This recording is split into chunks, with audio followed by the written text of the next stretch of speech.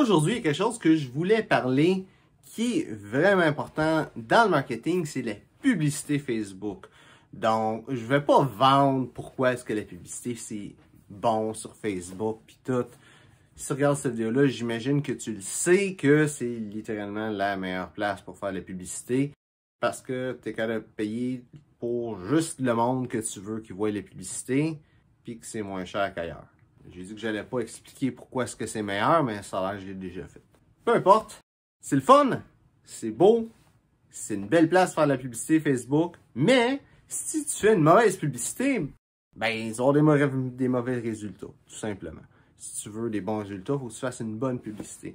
Puis il y a une couple de points qui fait si une publicité est bonne ou est pas bonne. Donc, il y a des principes que je veux dire là-dedans qui vont être bons un petit peu partout. Si tu fais une publicité sur LinkedIn, ça va ressembler pas mal à une publicité sur Facebook. Ça va être les mêmes principes sur la publicité.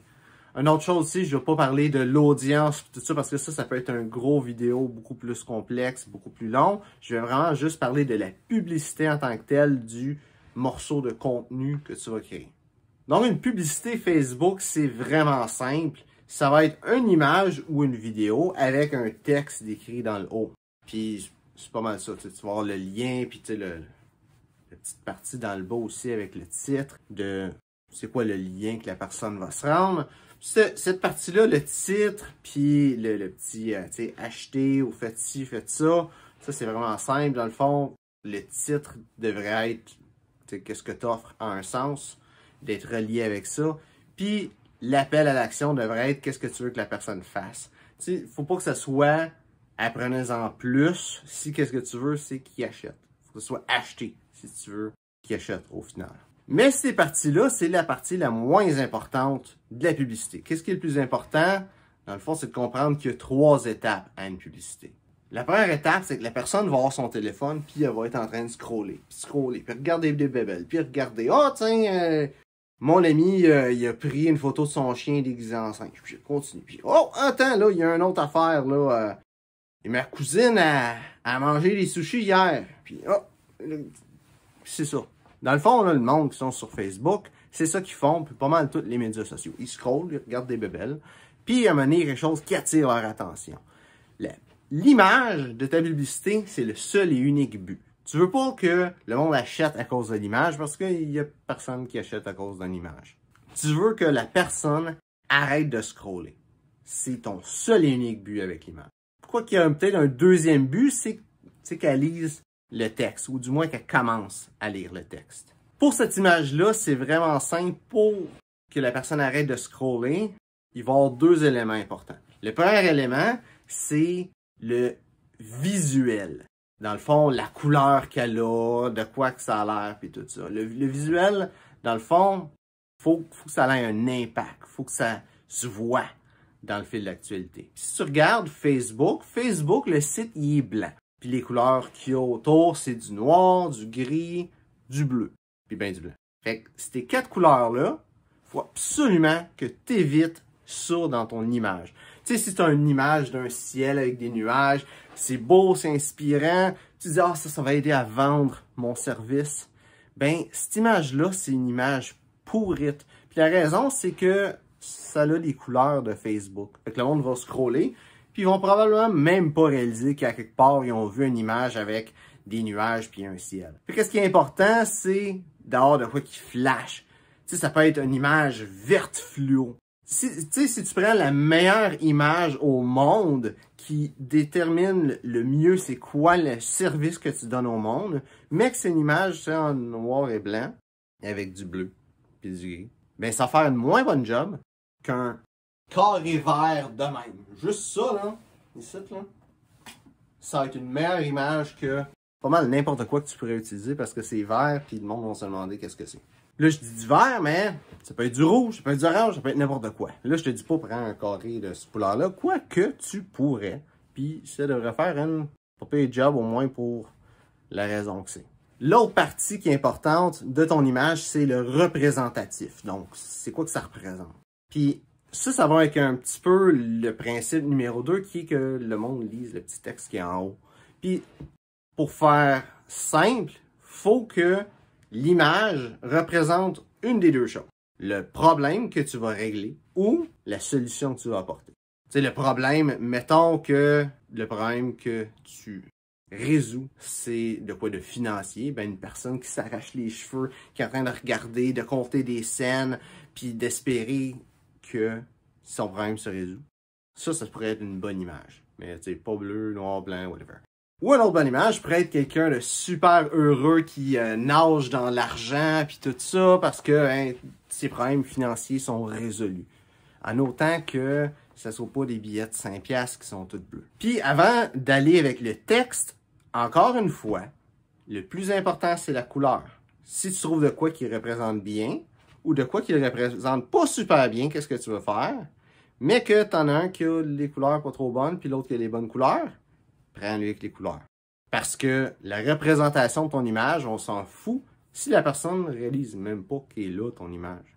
Donc, un coup de la personne s'est arrêtée de scroller, a vu l'image, elle se dit « Hey, c'est quoi ça? » La première chose qu'on va faire, c'est d'aller en haut dans le texte, puis de commencer à lire. Puis la première phrase, c'est la phrase la plus importante du texte. Puis cette phrase-là, il faut qu'elle ait un seul et unique but, c'est que la personne veuille continuer à lire. Parce que la plupart du temps, qu'est-ce qui va se passer? C'est qu'ils vont arrêter, ils vont regarder l'image, puis fais juste penser toi-même. Comment tu fais ça quand tu vois une publicité puis que tu commences à la lire? T'arrêtes, tu regardes la publicité, tu regardes le début du texte, tu te dis « Ah, je m'en fous de ça. Ah, c'est plate. Ah, c'est bien long, qu'est-ce que j'ai à lire. » Puis tu te dis pas « Oh, wow, cette affaire-là, ça peut être le fun, c'est intéressant. » Puis je veux le lire, je veux le lire. Tu fais pas ça. Tu te dis « Ah, non, c'est plate. » Puis tu continues de scroller. Fait que c'est pour ça que la première ligne, la première phrase, c'est super importante. Puis pour faire ça, il faut que tu fasses de quoi de choquant. Il faut que tu fasses de quoi que le monde va dire « Eh ben voyons donc, c'est quoi cette affaire-là? » Puis ça, c'est un art. Ça, c'est l'expérience qui va t'apprendre qu'est-ce qui marche pas, de faire de la publicité, de voir que ta publicité flop. De faire de la publicité que de voir que le monde, ils sont tous pas contents de qu'est-ce que tu dis dans tes commentaires, mais qu'elle marche quand même pas. Tu sais, de trouver c'est quoi le juste milieu. Mais j'ai réalisé que la plupart du temps, le monde, quand ils font des publicités, puis j'ai formé des personnes à faire de la publicité, donc j'ai eu cette expérience-là, le monde a tendance à pas vouloir être choquant. Donc, c'est probablement ton cas que tu vas vouloir pas être choquant. Donc, lâche-toi lousse. Lâche-toi lousse, puis il y a des bonnes chances que tu tombes dans le mille. Tu sais, des exemples de début de phrase du début qui est choquante, ça pourrait être de quoi du genre de « C'est de ta faute si t'es pauvre. Le monde parle dans ton dos parce que t'es gros. Tout ce que t'as mangé avant aujourd'hui, c'est de la merde. » Quoi que je te dirais, essaye de pas trop sacrer une publicité, fait que plus que chose du genre de « Tout ce que t'as mangé aujourd'hui, c'est dégueulasse. » Il n'y a aucun bon film qui ont été faits depuis 1992. J'espère que tu vois le genre, c'est quelque chose de choquant, quelque chose que le monde va dire « Ben voyons non, c'est quoi cette affaire-là? » Puis, l'objectif de ça, c'est que la personne lise le texte. Si elle est choquée, elle va être investie émotionnellement. Puis, elle va vouloir lire le texte. Là, la stratégie que j'ai, c'est une stratégie en 6 étapes pour le texte. Puis, la raison pourquoi c'est en 6 étapes et pas en 75 étapes comme la plupart du monde qui écrivent une publicité, c'est que la publicité, le but, c'est pas de vendre. Le but de la publicité, c'est que la personne arrive à la fin du texte, clique sur le petit lien, puis là, elle aille sur la page de vente. Puis il y a beaucoup de monde qui font l'erreur de mettre trop de stock dedans. Puis quand c'est long, c'est plate, le monde ne s'en attend pas. Le monde qui sont sur Facebook, ils sont sur Facebook pour être sur Facebook. Le monde ne sont pas « Oh yes! Là, je m'en vais avoir des publicités puis acheter des patentes. » Non! S'il voudrait acheter des patentes, il serait sur Amazon. Il est sur Facebook parce qu'il veut voir qu'est-ce que ses amis font, tu sais, passer du temps. Probablement qu'il le fait par automatisme aussi. Mais il est sur Facebook pour être sur Facebook.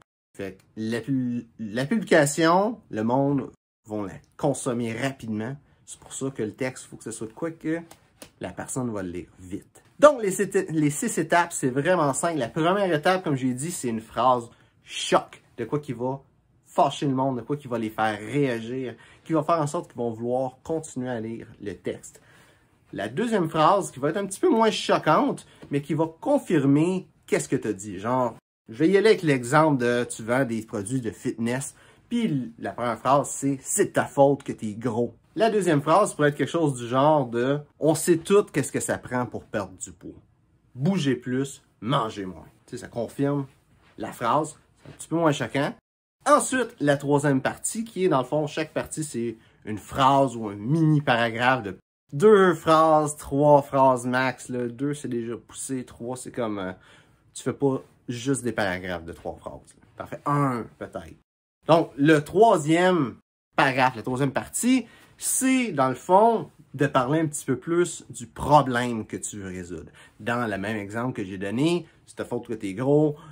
On sait tous qu'est-ce que ça prend pour perdre du poids, c'est manger plus, manger moins, faire plus d'exercice. La suite de tout ça serait quelque chose du genre de « Pourtant, le monde le font pas. Qu'est-ce qu'il faut? » Ou « Pourtant, tu fais pas ça. Tu fais pas qu'est-ce qu'il faut pour perdre du poids. » Ou ça peut être aussi « Pourtant, t'as pas les résultats que tu veux, malgré le fait que tu sais comment faire pour les avoir. » La partie 4 va confirmer la partie 3. Donc, dans un même élan de cet exemple-là, tu pourrais écrire de quoi du genre de... Ça, c'est le problème de beaucoup de gens parce que la réalité, c'est que savoir, c'est pas tout ce qu'il faut. Ça prend un petit peu plus que ça. Quelque chose comme ça. Je veux dire aussi que quand je fais des vidéos même, j'ai aucune préparation. Je fais juste me dire, OK, je vais parler de tel sujet, puis je le filme. Donc, l'exemple que j'ai donné est arrivé pendant que je filmais la vidéo. Puis, si je mettrais un petit peu de temps, j'arriverais à quelque chose d'un peu plus poussé que ça, puis un peu plus comme droit au but de qu'est-ce que c'est. Mais anyway, c'est un exemple. La partie 5 et la partie 6 sont interchangeables. Dans le fond, il y a une des deux parties qui est l'appel à l'action et l'autre qui est soit une confirmation de l'importance et de l'impact que ça va avoir pour donner un petit peu de crédibilité ou un élément de rareté. Puis je vais m'expliquer un petit peu plus là-dessus. Donc, pour faire un appel à l'action, c'est vraiment simple. Tu dis c'est quoi que tu veux que la personne fasse. Au final, complètement. Pas, clique sur le lien pour en savoir plus. Des choses qui vont être fréquentes, ça va être télécharge le livre électronique, puis va voir ma formation gratuite, qui est en réalité un webinaire, là, au final. Là. Puis ça prend un petit élément de rapidité là-dedans. Fait un exemple pourrait être de, si tu veux savoir c'est quoi la chose qui manque pour perdre du poids de façon efficace, va voir ma formation gratuite dès maintenant. Et pour l'élément de rareté ou qui va donner une certaine confirmation, une certaine crédibilité, ben, ça peut être plusieurs choses. Ça va vraiment dépendre de quel angle que tu veux prendre avec ta formation. Est-ce que tu en as de la crédibilité? Est-ce que tu commences ou pas? Si ça fait 2000 personnes que ils prennent ta formation puis que ça marche, ben, tu peux dire ça. Tu peux dire, avec l'exemple d'avant, va voir ma formation dès maintenant. Fais pas partie des personnes qui ont hésité, mais fais partie des 2000 personnes et plus qui ont pris ma formation et qui ont changé leur vie en perdant du poids. Ou si c'est quelque chose un petit peu plus que tu n'as pas vraiment de crédibilité, tu commences, ben, ça peut y aller avec un effet de rareté. Qui pourrait être de quoi de genre de... Il y a seulement 50 places de disponibles pour la prochaine formation. Ou la formation va être en ligne seulement pendant 24 heures. Puis beaucoup de ça va être un petit peu un mensonge finalement. Là. Mais si t'es pas à l'aise avec ça, hein, mens pas, tout simplement. Trouve un effet de rareté qui est vraiment là. Puis ça va dépendre de ce que tu vends. Dans le cas présent, c'est un effet de rareté qui serait la vérité. Ça pourrait être de quoi du genre de prends action tout de suite. Ça pourrait être de quoi du genre de attends pas que les choses arrivent par elles-mêmes. La seule façon que tu peux faire arriver les choses, c'est en prenant action dès maintenant. Quelque chose comme ça. J'ai pas d'inspiration qui me vient avec ça, mais au final, encore une fois, c'est un petit peu un art de faire la publicité qui est d'apprendre qu'est-ce qui marche, qu'est-ce qui marche pas. Mais cette partie-là, c'est vraiment important. Une bonne idée de pas mentir quand que tu fais un élément de rareté, c'est de vraiment faire de quoi qui a une certaine limite. Puis, il y a tout le temps une certaine limite. Quand tu commences, mais ta limite, c'est que tu n'as pas un paquet de cash à mettre dans la publicité. Fait que c'est vraiment là pour un temps limité. Si ta publicité ne marche pas, ben, la personne ne verra pas la formation. Tu n'es pas obligé de mettre ça dans ces mots-là. Là. Prends action tout de suite avant que je manque de cash et que je ne suis plus capable de faire la publicité. Ça ne marchera pas. Quoique je ne l'ai jamais essayé, fait que peut-être. Et un coup que ça c'est fait, ces 6 étapes-là, mets un petit lien aussi là-dedans. Va regarder mon livre électronique gratuitement dès maintenant à tel site. Quelque chose comme ça. Ça va faciliter la conversion. Ça va faire en sorte que la personne va cliquer sur le lien à la place d'aller cliquer en bas ou va cliquer en bas dans la publication. C'est pas vraiment important où ce qu'elle clique. Qu'est-ce qui est important là-dedans, c'est que le plus facile c'est pour la personne, le plus de chances qu'elle aille l'étape d'après. Parce que si, comme, ben là, t'as pas de lien, puis elle continue de scroller, quoique la plupart du monde vont le savoir, mais pas tout le monde, mais cette petite personne-là qui va peut-être pas trop savoir comment ça marche, qui va pas voir le lien, qui va juste faire « tant pis ». Ben, cette personne-là, ben, potentiellement un client super. Je réalise que les vidéos commencent à se faire long, fait que je vais couper court avec ça. Je vais juste te donner un petit conseil. Si tu vends des produits pour perdre du poids, toute la publicité que j'ai dit, c'est pas une bonne publicité. Pour la simple et bonne raison que sur Facebook, tu n'as pas le droit de vendre de patentes pour perdre du poids. En tout cas, pas sous cet angle-là. Puis ça, c'est aussi quelque chose d'important que je n'ai pas nécessairement parlé dedans cette vidéo-là. C'est que peu importe c'est quoi ton domaine, une certaine limite, là, mais peu importe c'est quoi ton domaine, tu vas avoir des affaires que tu n'as pas le droit de dire dans Facebook. Par exemple, faire une photo avant-après, peu importe c'est quoi, même si c'est avant la personne qui est triste, puis après la personne qui est contente, ben, tu n'as pas le droit de faire ça. Puis c'est plate parce qu'il y a des produits qui sont visuels, puis que ce serait le fun d'avoir une affaire avant-après, mais tu peux pas, tu n'as pas le droit. Puis c'est important aussi de connaître ces règles-là parce qu'il y a beaucoup de monde qui vont arriver et vont dire « Ah, mais là, je me suis fait bannir mon compte. » Oui, ça m'est arrivé une fois d'avoir une publicité qui a été flaguée. J'ai fait appel, puis de même, c'est parti parce que c'était une erreur de Facebook et non une erreur de moi.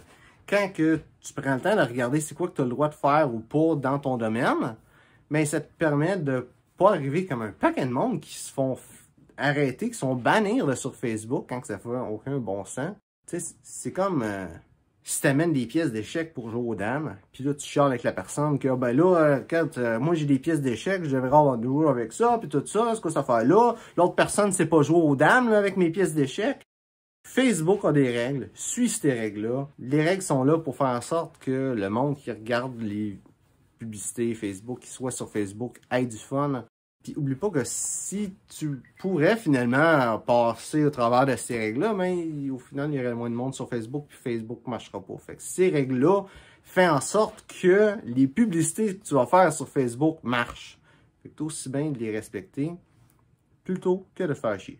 Donc, j'espère que tu as aimé la vidéo. Si c'est le cas, ben like et partage. Aussi, si tu connais du monde que ils sont dans le domaine du marketing ou comme entrepreneur, partage cette vidéo-là parce que c'est plein de bonnes informations. C'est, dans le fond, la stratégie que je fais, que j'enseigne, que j'ai chargé du monde pour faire ces publicités-là. C'est de quoi que je pourrais te charger, finalement, ces informations-là.